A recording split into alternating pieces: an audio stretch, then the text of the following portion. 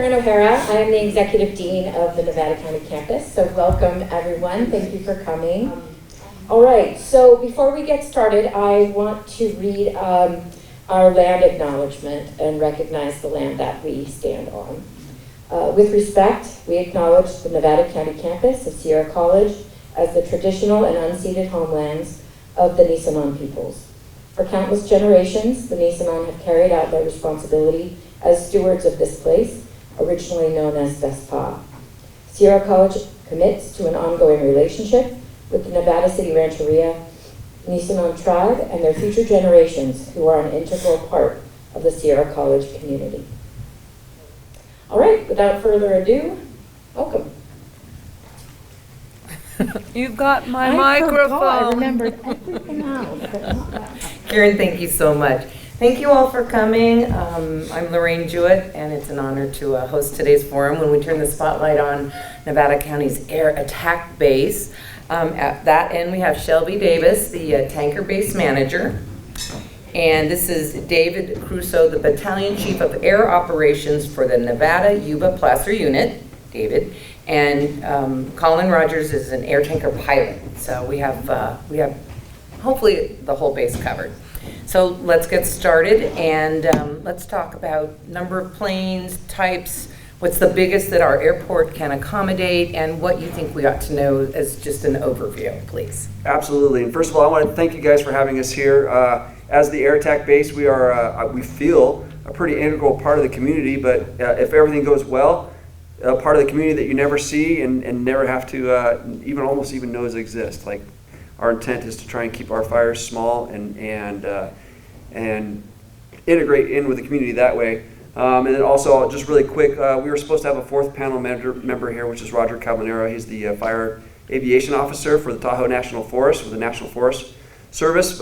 He's out on a fire assignment right now, so not able to be here. So some of our questions I'll try and answer for him as I'm able, but just to be aware that he's not here. So the Air Attack Base sits up here. It works out of the Nevada County Airport. We have a very close working relationship with the airport. The base hosts 4 aircraft normally, 2 air tankers, which we call S2Ts, they're CAL FIRE air tankers, and then 2 air attack platforms. And we can talk about what the air attack platform is a little bit later.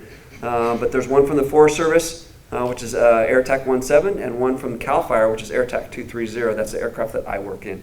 So normally on a normal day-to-day basis, we have 4 aircraft working out of this air tanker base, and we can support up to 8 or 9 air tankers at a time on a fire, depending on how close or far away that fire is. I think the record is somewhere closer to 12 or 13 in years past on a large working fire that's close in. Excellent. Can you let us know how many people work there? And I'm sure you go through rigorous training, and how often do you do that to stay on top of your jobs? Yeah, so I'll let Shelby answer as far as how many people work and kind of what the day-to-day organization is, yeah. Yeah, good morning, everyone. So on the day-to-day basis, we average about 12 to 15 people. That includes firefighters, pilots, our ATGS, as well as that's just in our own base. The facilities down below also have more people for the emergency command center as well. Anything about training that we should be As aware far of? as our training goes, we're all firefighters, so that's how we start. We started as firefighters in academy and have worked our way up. We go through a class called ABOS, and that gives us our background in aircraft safety to be on base, and how to work around the aircraft itself.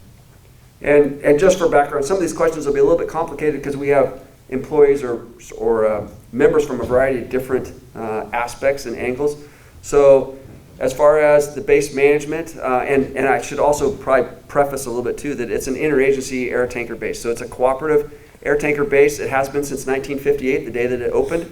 So it's a shared base with the U.S. Forest Service and with CAL FIRE, both operating out of there as the air attack or the battalion chief for the air attack base. I also have a Forest Service partner who's also battalion chief on the Forest Service side, and then our pilots on the CAL FIRE side are contracted through a company called Amentum to be our pilots. So our CAL FIRE pilots aren't actually CAL FIRE employees, And then on the Forest Service, again, just to make it one more layer of complexity, the Forest Service contracts out their aircraft each year to a different vendor. So their pilots and aircraft are private companies that contract for the Forest Service. So there's a lot of different layers. So you talk about training that it takes to do it, you have to be a little bit specific about which role.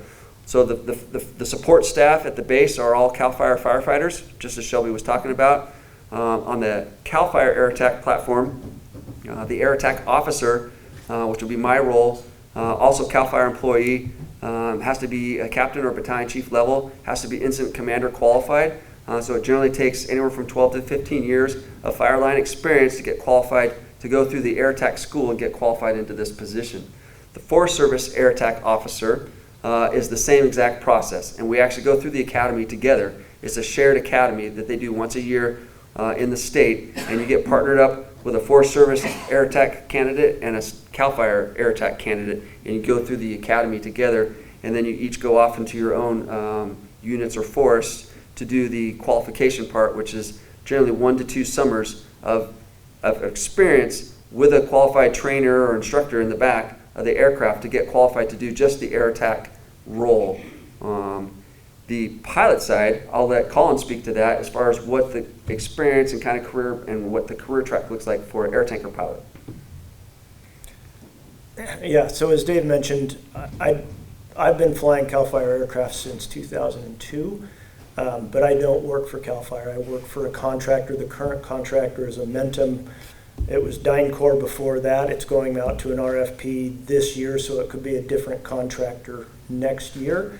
But the entire pilot group and the maintenance group, because all of CAL FIRE's maintenance is done by that same contractor. We just move from contractor to contractor, and all that means is the name on our shirt changes and the name on our paycheck changes. So I work for Amentum technically, but there's no Amentum at the Grass Valley Air Attack Base. I work directly for CAL FIRE when I'm on base.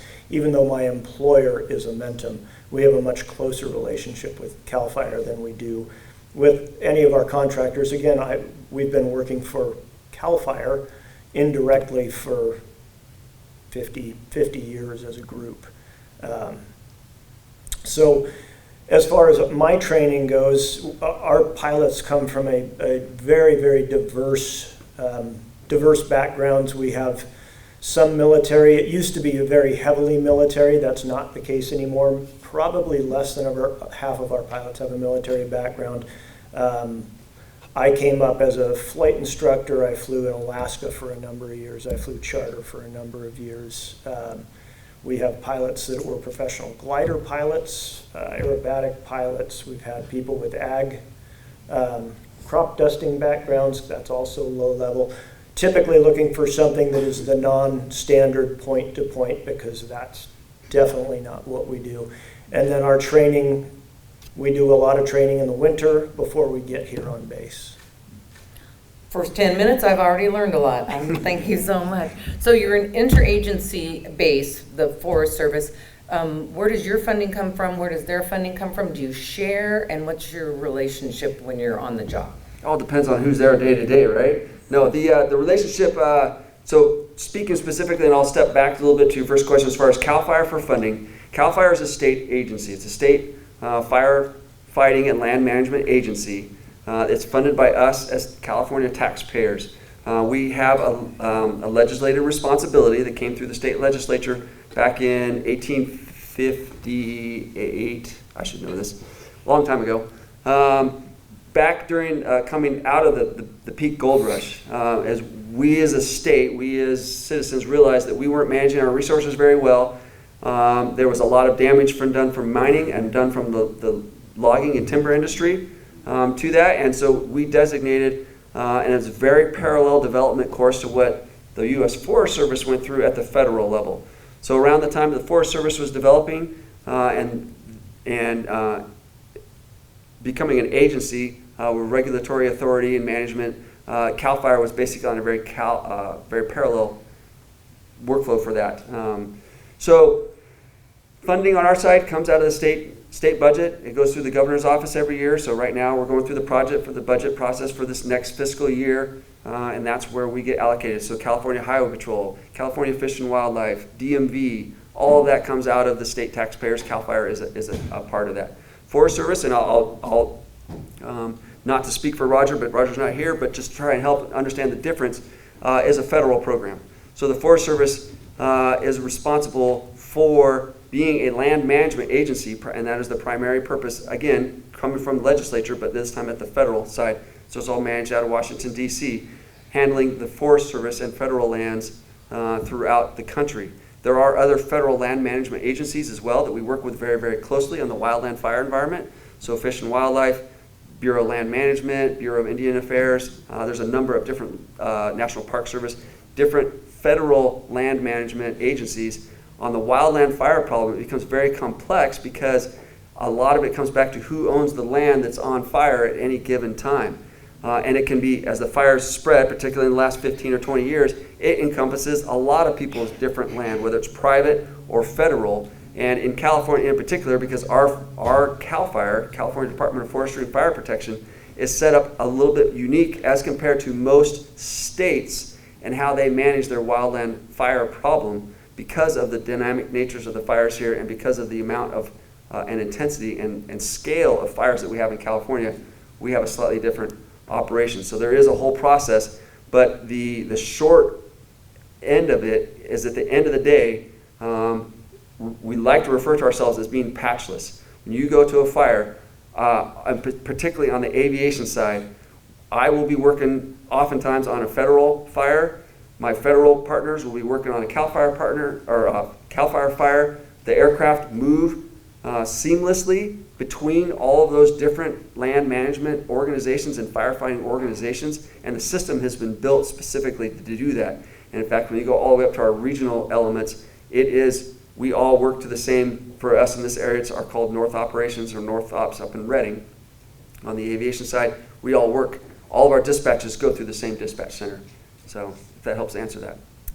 I had to delete all my budget questions for the Forest Service. I only learned last night that he wasn't going to be able to join us. And I also learned this morning in talking a minute ago that the fire retardant, we used to drop blue in this area 15 years ago, and then they switched from red to pink. So let's talk about retardant. What is it? Is it at all harmful to humans, pets, or wildlife? And how's it made, and how do you get it on the planes? Absolutely. I'll let Shelby kind of take that one as the base manager. Yeah, absolutely. So to start off, it's 85% water. We get it in a dry powder form, and we mix it with the water. So 85% water. About 10% of it is going to be ammonium phosphates or a diammonium phosphates, which is a salt and fertilizer. Basically, food grade. It's also what goes into a lot of agricultural fertilizers as well. And then about the other 5% is a gum thickening agent, also a commercial grade food thickening agent. And the color is a fugitive color, basically meaning it's affected by the light, and it's a natural clay-based fugitive color. As we make it, it comes in 1-ton bins when it comes to us in dry powder form, and we use an inductor in large mixing tanks to basically put it all together, mix it together, make a big slurry, and then we use pumps on the ground to pump them in through large hoses and to the back of running aircraft. From the pilot's point of view, how do you go about making a drop? And do you call it a drop? What do you? Yeah, we absolutely do call it a drop. And when I said it, we dropped blue retardant here. That was 1 year. They were really trying to find a color that the only reason for the coloring agent is so that we can see the lines on the ground. If we're trying to make a continuous line, if you can't really see it in all the vegetation types, you don't know if the line's connected or not. And if the lines don't quite connect, the fire will go straight through it. Or if you're trying to put a V in front of a house or something else that you're trying to, that's what the coloring agent is for. And a number of years ago, they were really searching for a strong color.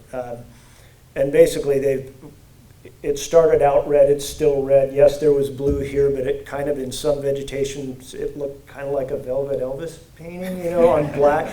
It was interesting. So the airport identifier for Grass Valley is GOO, G-O-O, and so they would call it GOO Blue. It was a short-lived experiment. But so Dave is over the top of me in the air attack platform, and he's coordinating with the IC or incident commander on the ground. They come up with a plan, and there's nothing high-tech about it. There's nothing in the airplane except for a button that opens the doors when I push it, and the doors close when I let go of it. I can change how wide the doors open. I don't need as thick of a line in grass as I do in heavy timber. So we can vary that. But it's basically, hey, I want you to pick it up on the road or in front of that dozer and draw it down the right flank of the fire. I'm not great with left-right, so Dave might actually lie to me and tell me he wants it on the other flank. But so it's just a matter of lining up the airplane, setting at the right airspeed, the right altitude, which is about 140 miles an hour, 150 feet above the ground, is typically where we want to drop. If you drop too high, it obviously will drift farther with the wind and disperse more. If you drop too low, what happens is the retardant is still moving forward, and it will only, it'll get one side of the vegetation, or it'll lay the grass over, and so you don't get a coating of retardant on the vegetation, and the fire will burn underneath or around it. All right, I have to ask, is the platform what we used to call the spotter plane? You're making it sound mysterious, I gotta ask. So yeah, platform turns out to be, that's an aviation or fire term. The platform is yes, the aircraft, so you could be an air tanker platform or an air attack platform. So that word just kind of comes out. And then we might inadvertently, we're really trying not to give out acronyms and letters. We try and be like the military as much as we can and confuse everybody with all of our acronyms. But yeah, so the air attack platform or the air attack plane is commonly referred to as a spotter plane. In other countries, they refer to it as a bird dog. So Canada and Australia primarily. It is the air traffic control. So in the air attack plane, and CAL FIRES happens to have that red, it's a very iconic looking aircraft. It has a bright red tail that looks a little unique from most aircraft. And in that there'll be a pilot and then myself as the air attack officer. And we're coordinating all of the airspace. So anything flying, anything above the ground on that fire has to be in coordination with each other because there's no roads, there's no left turns, right turns, stoplights, or any sort of center lines. So it's a three-dimensional chess game with aircraft coming in and leaving all of the time during that fire. And they're all coming in and leaving at 150 miles per hour, if not sometimes a little bit faster. So whether it's drones, fire helicopters, air tankers, reconnaissance aircraft, law enforcement, medical aircraft that have to come in for any sort of that, it's all handled by the aerial supervisor who's flying in the air attack plane. So if that helps that.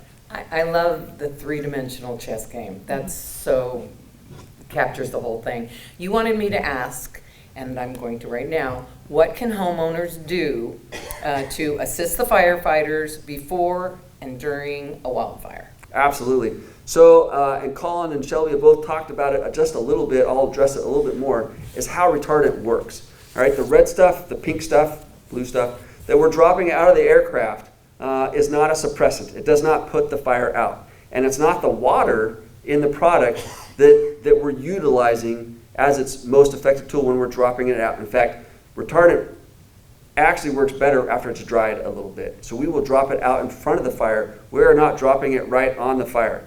And in today's social media and YouTubes and stuff, I actually sometimes find a little bit of entertainment, I wouldn't say enjoyment, entertainment reading some of the quotes or comments that people make. They're like, oh, that air tanker completely missed the fire. The air tanker was never trying to hit the fire. We're trying to work off of a natural landscape feature and stop and hold up that fire so that the ground crews can get in there and actually suppress and put out that fire. Aircraft by themselves cannot put out fire. If they could, firefighting would be a lot less dangerous, right? A lot more expensive. But the aircraft drop the retardant. The water is the delivery mechanism so that we can get that ammonium phosphate, which is the fertilizer, onto the fuels, onto the vegetation. We want to coat the grass, the leaves, the trees, whatever it is that's consumable vegetation with this coating. And what that coating does is it stops the chemical reaction of fire. It doesn't take away the oxygen, doesn't take away the heat, and it doesn't take away the fuel. So when you think of your fire triangle, there's a fourth component that's called the chemical reaction, and it actually stops that and it drops it from a free flame to a smoldering state. So all the time that that fire is burning through that retardant line, it's smoldering, but it's still progressing. It's still moving on. And as soon as it gets to the other side of that retardant, it is back up. And if we had 6-foot flames, when it hit that retardant, it'll smolder, smolder, smolder. 6-foot flames coming out of that retardant. And like Colin said, is so important, is if we have even a little bit of gap between that retardant drop, that's an area that has been completely untreated, and that fire will move through that very, very quickly. And now you've lost that entire flank of whatever you built up to there, because the fire will squeak out and then keep burning with the wind or up the topography.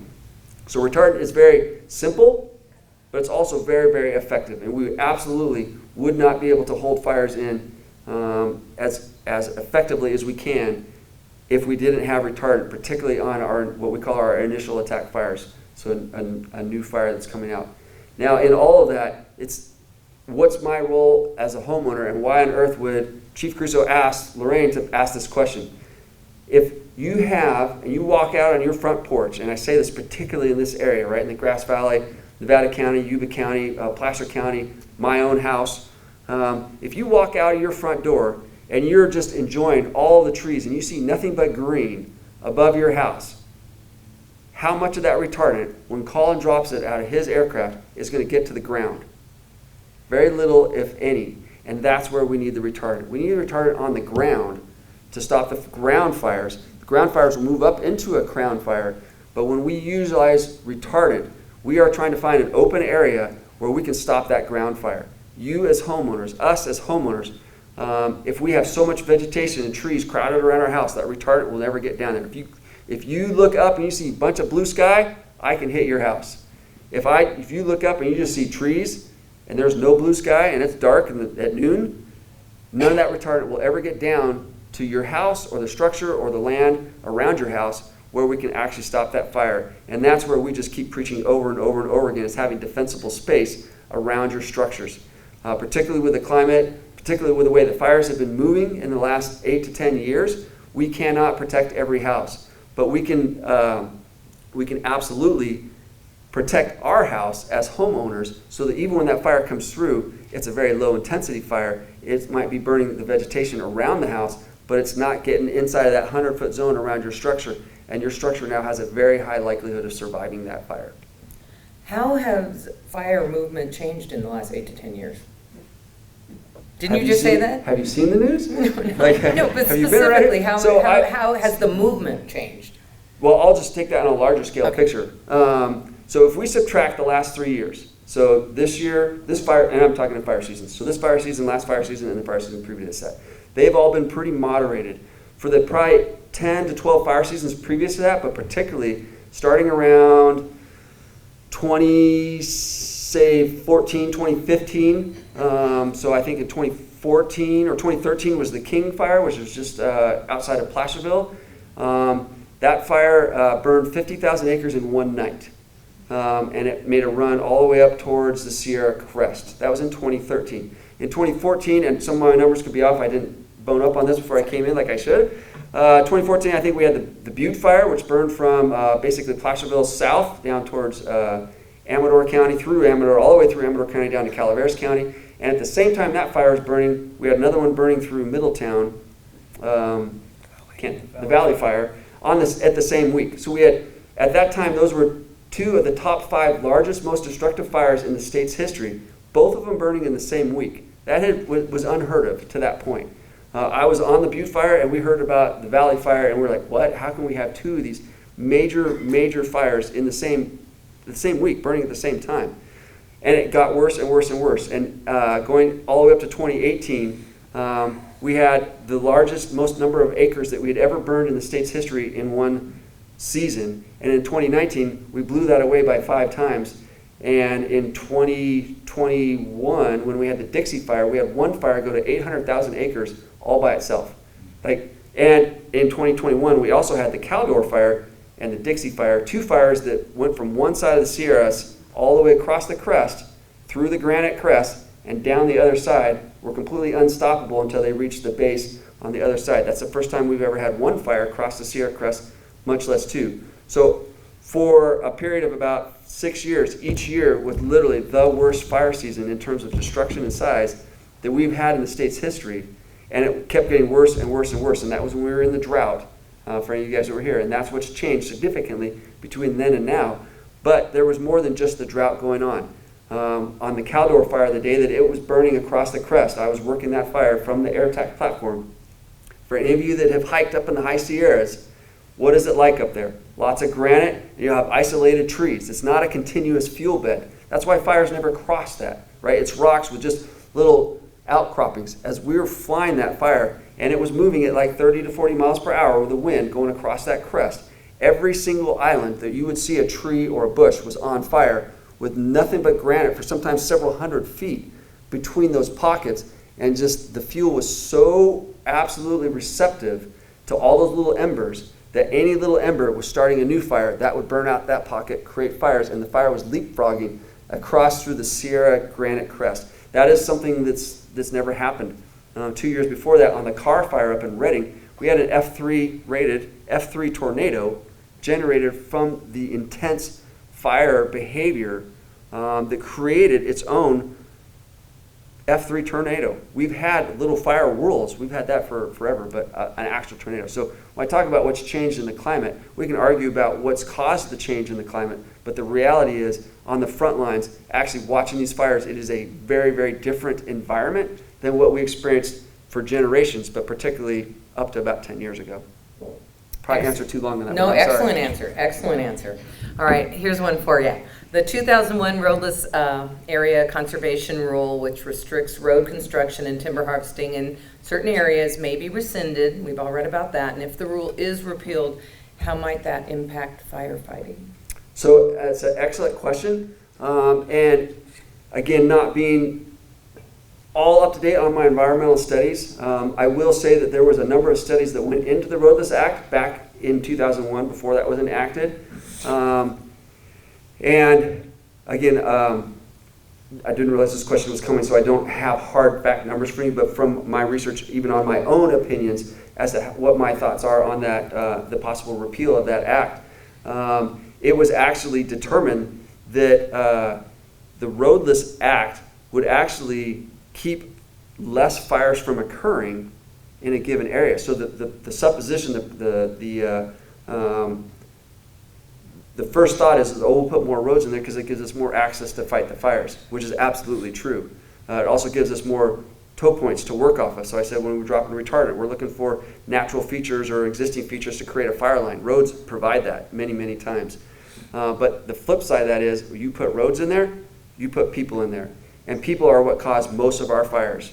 Most of our fires. And I think, and it changes from year to year, but anywhere between 90 to 95% of our fires, probably a few less this year because we had so much lightning, but generally 90 to 95% of our fire cause is human cause. It doesn't mean intentional cause. It can be dragging chains on your trailer. It can be a house fire that extends into the vegetation. It can be power lines. It can be a train. Those are all in some form or another human cause. Lightning is pretty much the only legitimate natural start of a fire. You put a bunch of roads in there, you put more people in there. You put more people, and statistically your fire starts are going to increase. So again, I don't want to, CAL FIRE hasn't come out with a stance on this, but from my education, from my study, from my understanding of what I understand about the fire environment, they did a lot of studies, and that was what the studies determined. Thank you.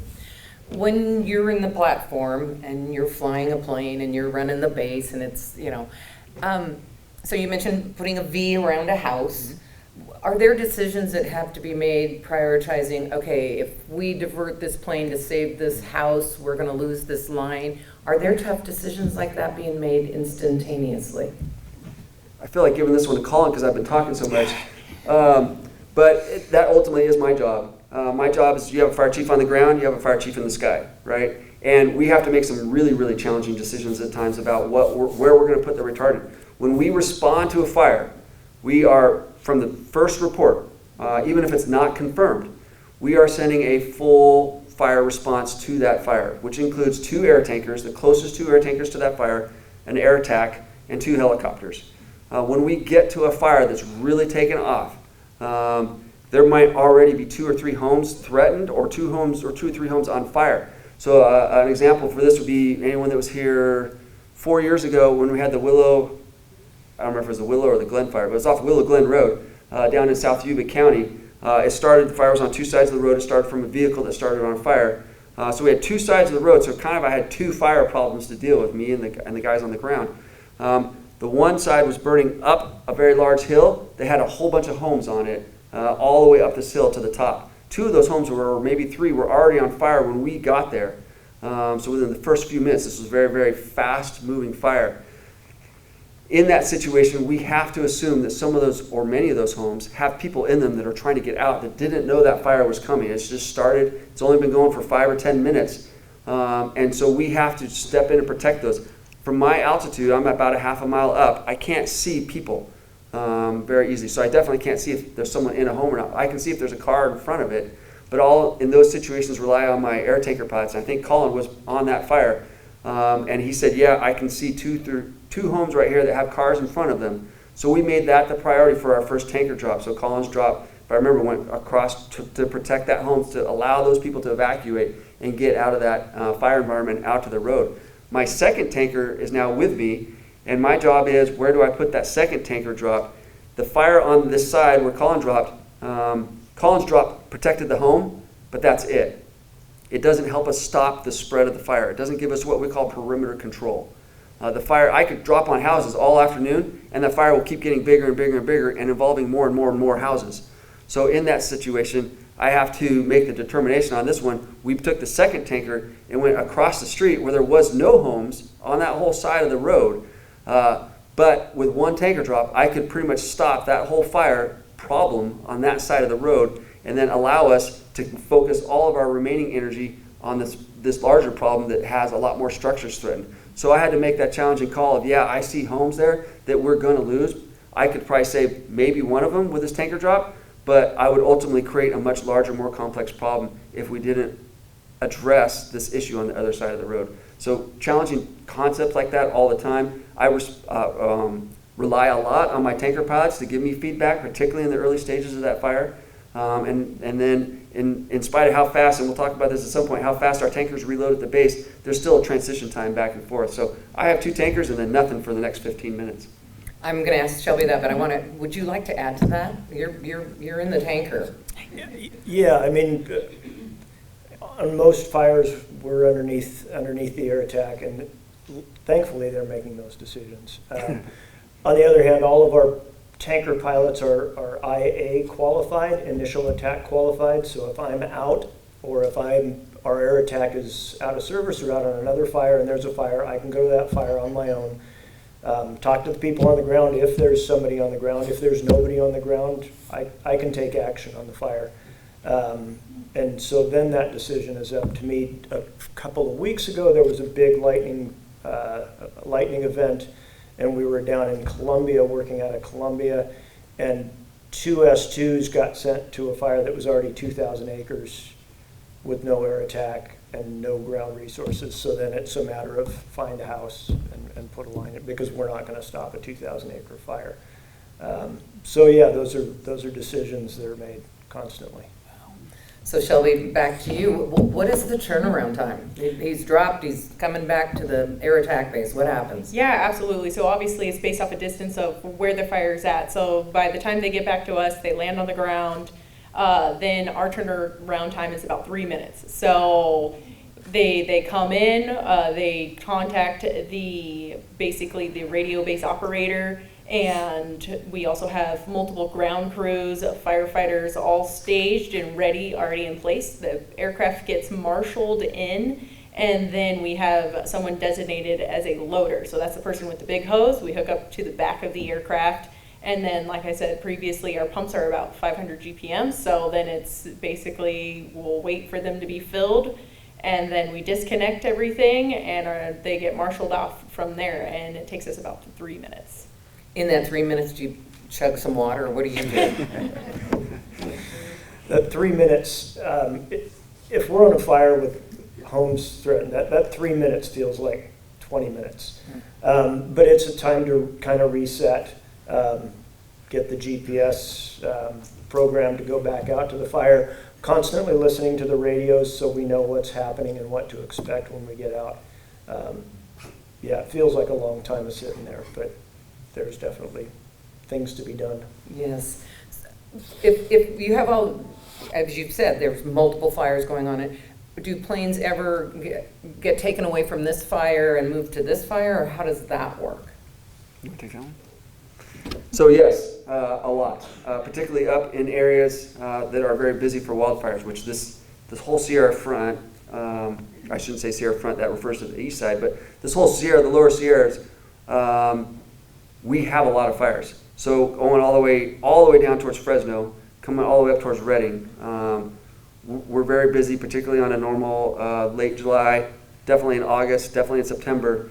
And it is common for us to have to divert stuff. So the model that we use for that is looking at where the aircraft are most effective. Aircraft are most effective on the smallest fire, right? If I have a fire that's the size of this table and Colin drops 1,000 or 1,200 gallons of retardant on it, that fire's done, right? It's out, right? Versus he shows up on a 2,000 acre fire and he's like, maybe I can protect a house, but I am not stopping this fire, right? So if the common sense actually works when you look at it at that scope. So if I'm on a 2,000 acre fire and I have 5 or 6 tankers, but we know we're not getting this fire out this afternoon, or at least not till tonight, and we're just trying to steer it or protect this side of a community or try and work off this ridge line where we're going to backfire it tonight, something of that nature, and there's a new fire that starts, tankers are prioritized and air resources are going to be prioritized off that large fire to that new emerging fire so that we can crush it.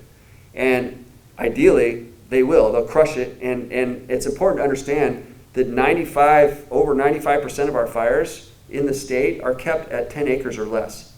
And I think a lot of people haven't realized what that means. I think there are some apps now where you can track what's happening, what fires were going on, if there's a fire in your area or anything.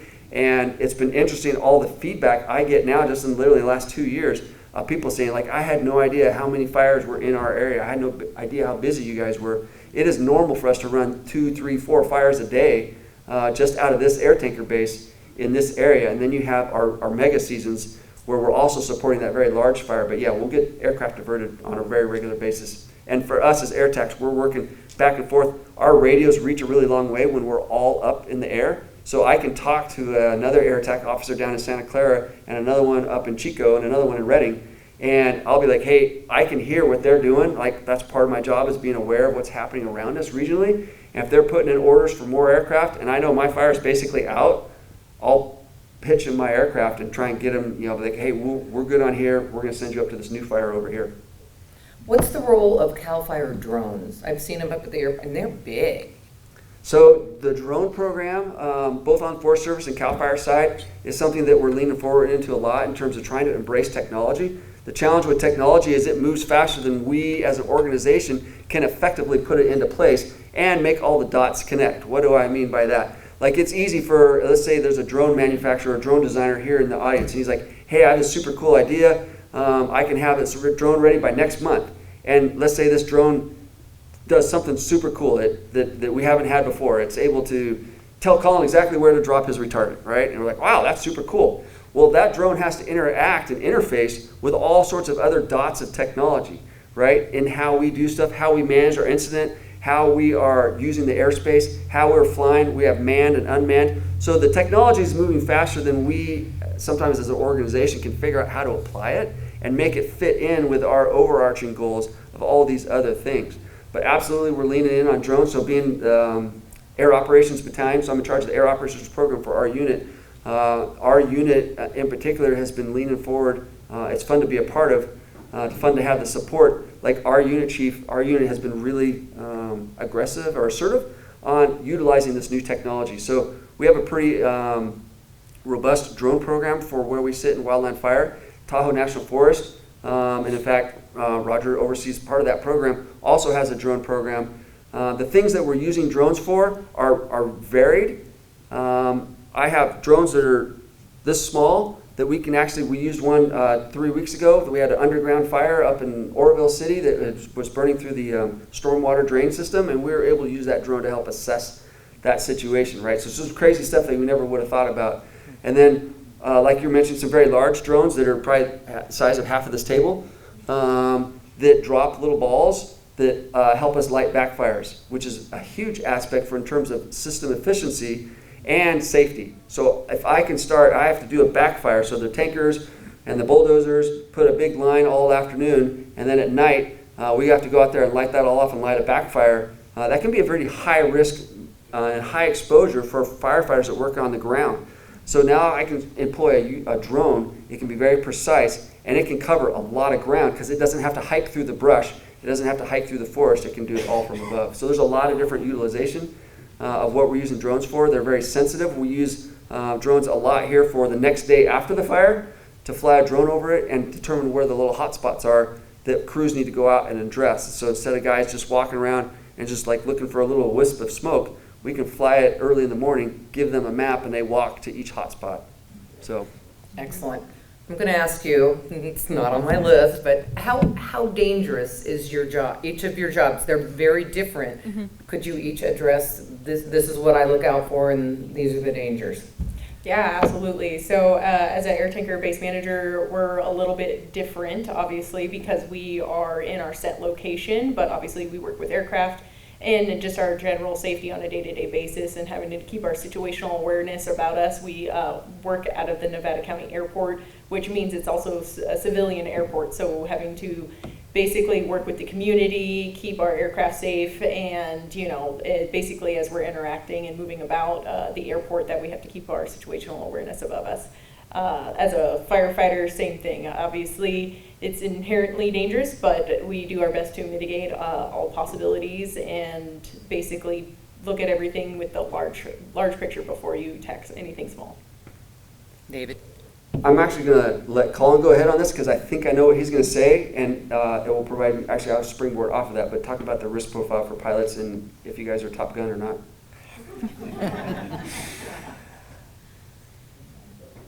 The pilot I worked with when I first started in Grass Valley was one of the original Top Gun instructors. I don't know if any of you know Joe Satrap, also known more affectionately as Hoser, who worked here for 20 years.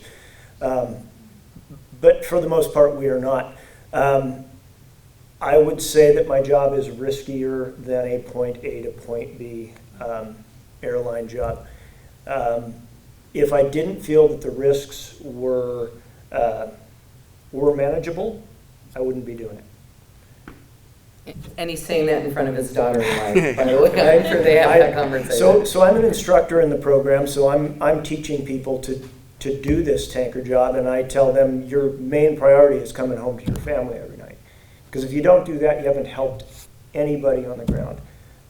So that's... Yes, David. I feel like my job is actually probably of anyone here is probably the safest. We're up above. My risks are we're in a 2-engine aircraft, so if we lost an engine, we still have enough power to get ourselves to safely. That's the goal, is the intent. There are some risks. I've had 2 very, very close calls in the last 2 years of general aviation aircraft that either were or were not aware of the fire that we were flying at. We're flying at the same altitude. One near miss was about 3 weeks ago, and we pulled it up on radar. We were less than 300 feet from another aircraft, both of us flying 150 miles per hour.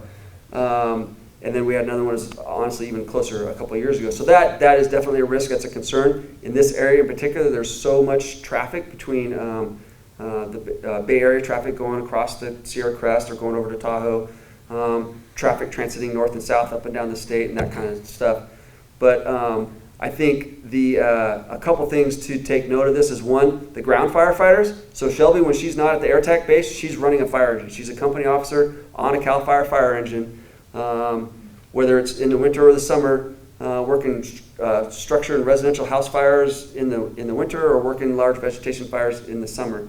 That is, for me and our hand crews that are out there without a fire engine, that are just hiking out into the woods, those to me have probably some of the highest risk profile. But like Colin said, none of this is a new industry. We've been fighting fires for 150 years, and we generally know how to mitigate that risk. One thing that I think it's really important to understand is air tanker pilots are some of the and he'll never say this, so I'll cover it for him, are some of the most outstanding and skilled and competent professional pilots in the aviation industry. What they're doing with their aircraft is far beyond what most people understand. Like he said earlier, there's no drop system, there's no bomb sight, there's no computer telling you how to fly that aircraft. It is literally understanding how an aircraft works and then taking that aircraft and putting it into a hot day where aircraft don't fly very well, putting the most amount of weight that we can on that aircraft, and then flying up and down canyons and around mountains where the risk profile is really high, right? And you're doing all that, and then we're asking them to drop on this tree or start down this ridge or do these sort of things. To do that and do it successfully for a career takes a lot of skill and what's the word I'm looking for? A lot of people picture Maverick, and that is exactly what air tanker pilots aren't. In fact, people assume that because you're air tanker pilots, they're taking all sorts of risky behavior in the rest of their life, doing base jumping and all that kind of stuff, and that actually is very opposite of the truth. It's actually very calculated, because if you're going to pull it off successfully, you can't take risks without the thought. And then coming back to my role, I do feel that is probably my most important role, both for the pilots, but particularly for the firefighters on the ground, is maintaining that safe exposure, maintaining that net of safety, and keeping track of where they are on the fire to provide them and put them in as safe a spot as we can and reduce or mitigate the risk as much as we can while still being effective, being assertive, being aggressive at getting those fires out. Thank you. Colin, do you ever say, I wish I'd been a little over here? Do you go, nailed that? I mean, do you critique your work? We absolutely critique our work. Most of us are perfectionists. Well, I'll go out and I'll make 18 drops on a fire, and I will wake up at 2 in the morning, and the only one I remember is the one I missed. And that's just the nature of it. And you're trying to figure out why and how to not miss the next time. The reality of it is once it comes out of the airplane, it's at the mercy of the wind and the terrain, and sometimes you're just going to miss. But yeah, we're definitely constantly critiquing, but that's how you get better. One of Dave's biggest jobs is once I drop the load, I'm going back to the base to get another one. So I don't generally see where that retardant's gone. So it's really important that Dave gives me a really accurate, hey, that drifted one wingspan to the right, or that was a good start, or it was a quarter load late, or that was a half load too far off to the right. Because if he doesn't give me that critique, I will come back and I will do the same thing the next time. So that's a really important aspect of his job. David. But as I'm saying that, I always finish it up with, but we can totally use that. Because I know that he's going to be up all night. Excellent.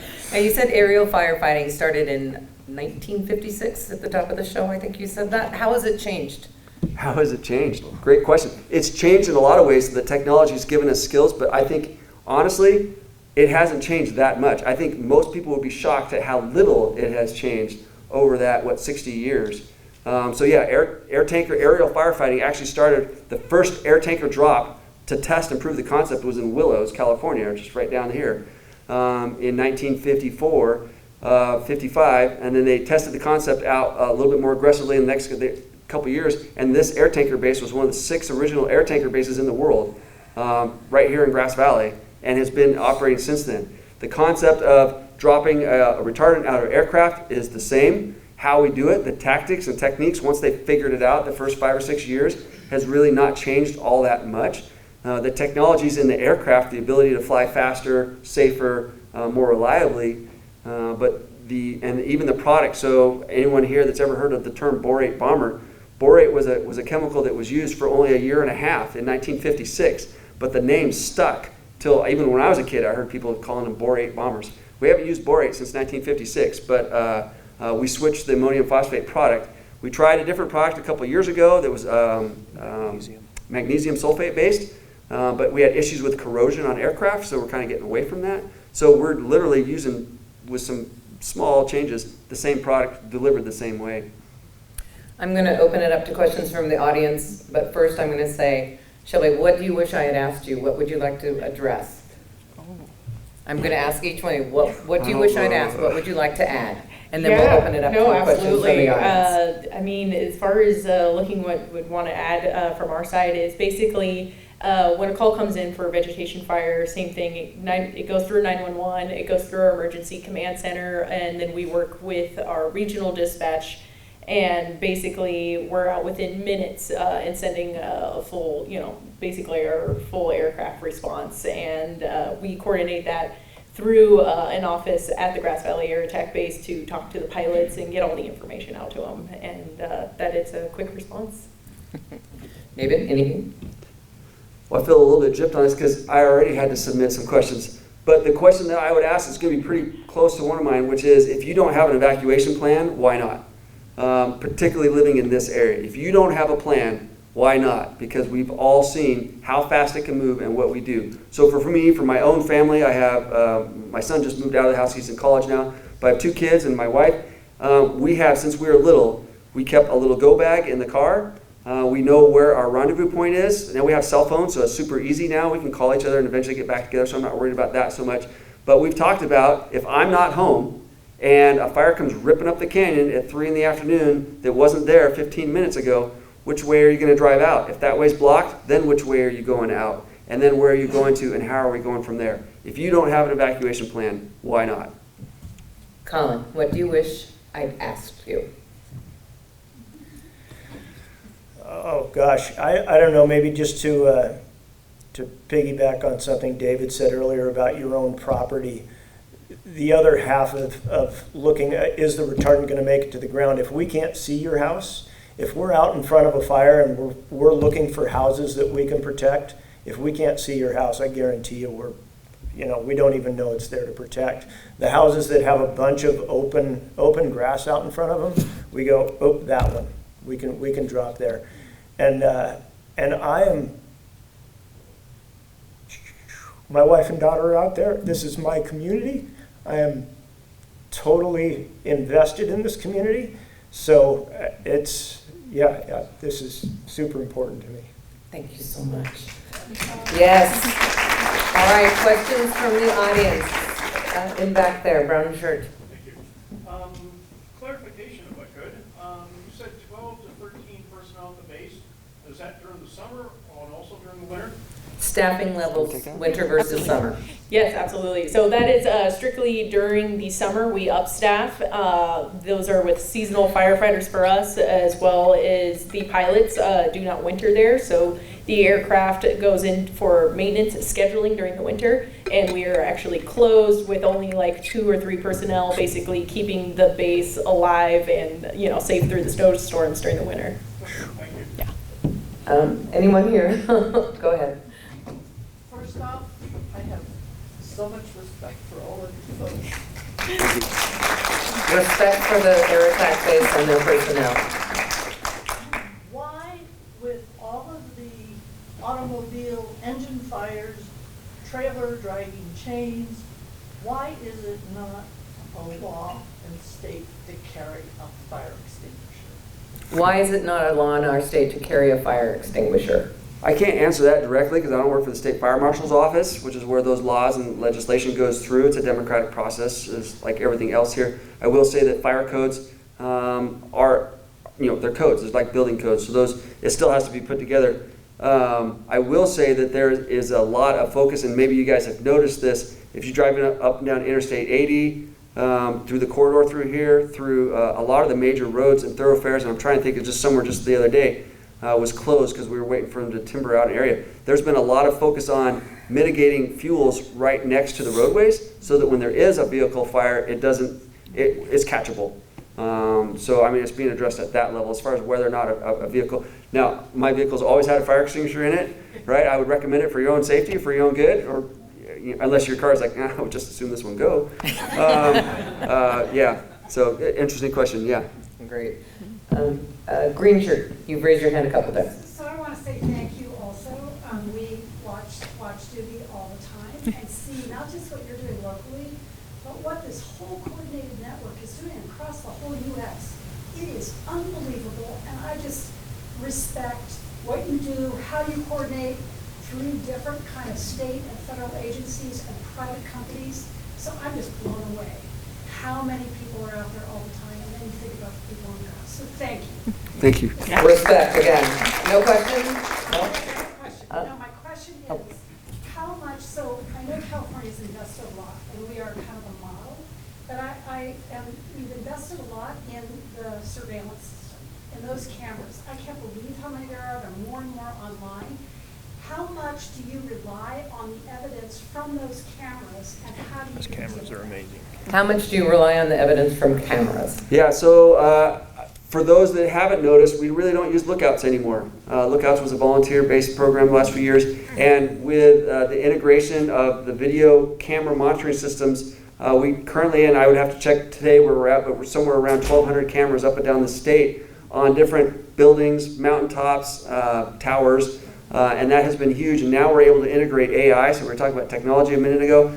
So we have AI smoke detection, so as those cameras click around, I think it's generally 2 rotations per minute. As soon as they see a new smoke, it'll alert the local dispatch center.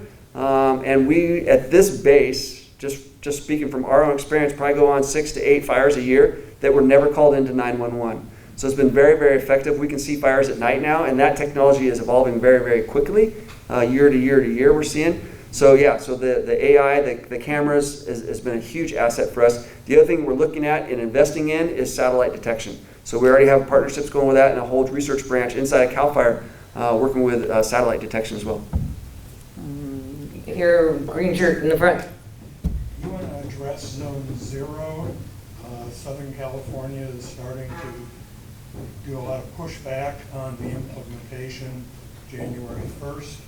And up here, we all have vegetation that we spend a lot of money and time on around our houses. And now you're telling us all of it has to go within 5 feet. And why aren't we instead putting the money into the problem, which is the fire? Get more tankers, get more personnel, use technology better, rather than putting it on the homeowner and say, this terrible thing is coming, try to protect yourself, get rid of the terrible thing, then we don't have to worry about it. Why is the onus on the homeowner to provide defensible space? It almost sounded like you're asking, why don't you do more? I'm sorry. Well, with funding, like if there was, every homeowner had to pay an additional X number of dollars per year to fund additional tankers and personnel, because you said it's coming out of the state budget, and that's another can of worms. I don't know how to summarize that. That's all good. No, it's a very fair question. The very fair just question for the camera, is like specifically the policy you're talking about is Zone 0, which is basically zero vegetation out from 5 feet out from a house, and then it goes into all of our larger defensible space recommendations, or a lot of areas it's moved into fire code, where you're required to do it based on your home or the area that you live in, or the local fire codes. And like, some of us have a lot of work into our homes, right? Trees, right, like beautiful. In front of my house, I have 2 Japanese ornamental trees that I love, those trees. So as far as, I'll answer the first question is, and if I understand your question right, is why are we putting the onus on the homeowners rather than investing more in the firefighting technology, the fire suppression technology, more airplanes, more fire engines, more firefighters? So first of all, I'll say it's a 2-pronged approach. It's actually more than that. It's multiple prongs. So we are investing more heavily. So CAL FIRE as an agency, and again, if you're on the newspaper, don't write this number down, but in the last 4 years, we've increased from approximately 7,000 seasonal employees at peak fire season to over 12,000, and pretty soon, within the next 2 years, we're trying to get up to 14,000 seasonal employees at peak. So that's almost a doubling of the fire agency. With that comes a tremendous amount of expenses, and you have to balance that out. Now, I will tell you from a personal standpoint of being on the ground fighting fires. If we rewind back a minute earlier, I mentioned I was on the Butte fire or some of these other fires. The Butte fire burned a lot of homes that didn't have to burn, and that is what's really hard for me. On my own street, so in 2015, we had the Applegate fire that started over in Placer County off of Interstate 80 from a car fire, or from a vehicle coming up the interstate, and that burned across and burned down 7 homes on my street. I got home. I was on my way home I worked in Truckee at the time, at the fire station up there, and got home as the air tankers were dropping behind my house, across my property, and 6 of my close neighbors, one on the other side, had their homes burn up. I talked to one of my neighbors after that. She owned a brick house with a wood frame, or not wood frame, a brick house with a wood asphalt shingle structure, right? She had big ponderosa trees all around her house. Like you could hardly see her house when you drive up, and it was beautiful.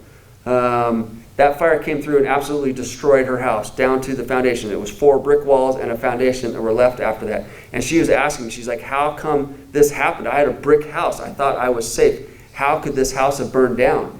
And how do you explain to someone that's just been through that trauma 2 days ago that I always knew that your house would burn down? That is not savable. No matter how many fire engines I had, no matter how many air tankers I had, we could not have saved your house. Because you just had too much vegetation up against the house. And that's what we're trying to push back against.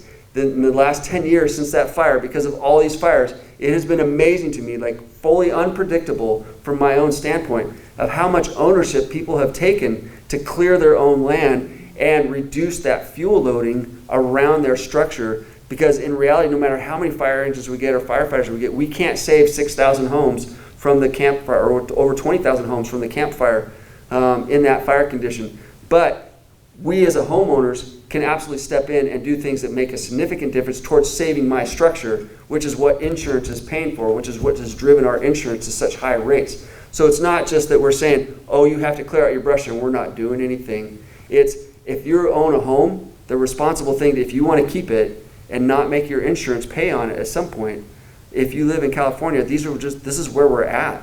Like, I do not want to cut down those ornamental trees, and I'll be honest, I haven't yet.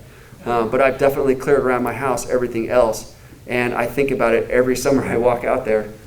Have I been responsible myself? But hopefully that answers your question. Well, I'm talking. We're going to have to let that be. We're over time. I'm so sorry. But our guests will be here if you'd like to ask your absolutely. questions personally. Let's give them a round of applause. I know I learned a lot. Thank you so much. And we'll be back here next month, and we hope you'll join us then. Thank you.